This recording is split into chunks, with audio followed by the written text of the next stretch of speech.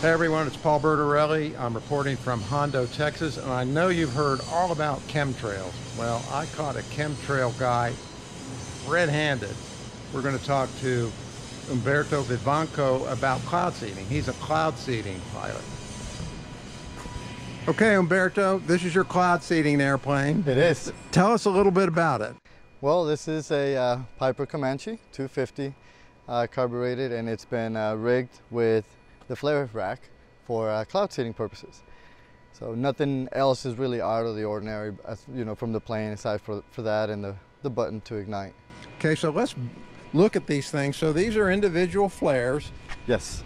And tell us about the material that you spray in the cloud. It's basically just silver iodide. It's injected into the cloud. Well, the cloud will actually suck it up from the airplane once you engage, and it's a condensation nuclide. It'll just kind of collect more moisture and hence more the rain. We don't make the rain, we just help it rain more than it would. Now we're in Texas where the season runs, I think you said, from spring into the fall? Yes, so about early April to late September is mainly the heavier period. And how often will you fly? Well, it really depends. Last week I did about 3 missions. This week I think I'm going to do maybe 1 or 2. And there are weeks where we don't. It's just dry. We have a high pressure system flowing through, and it just really kills off any moisture in the area. So it really depends on what Mother Nature provides. And how does it work? How does a typical mission work? Early morning I would normally get a message indicating the possibility of chance for the day. So either it's no chance to high chance and anything in between. Anything other than a no chance, I usually stand by with the plane, either in Hondo or Uvalde, and I just wait for the meteorologist to say, you know what, in the next hour I need you to get airborne and head out to the north, or give me a direction to go and find a thunderstorm and seed it. Now you're talking to a meteorologist who's looking at live radar, and he has a phone link with you, correct? Yeah, so we communicate just the same radio frequency. It's a different frequency we use, but it's live communications, and as he sees the thunderstorms develop or fade, he will either tell me to go hit it or, forget and go to another cell. Now, of course, you are flying towards thunderstorms. Yes. And the rest of us are flying away from them. Yeah. So it can get a little hairy sometimes, can it? It can.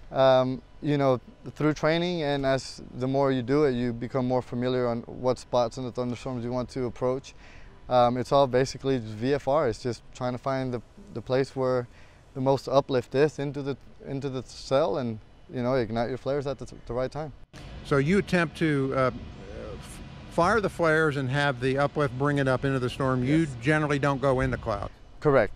We try to stay below and away. As we get just as close as we need to get into that part of the cell where it's developing the lift, and inject it into that, and the cloud will do its thing from there.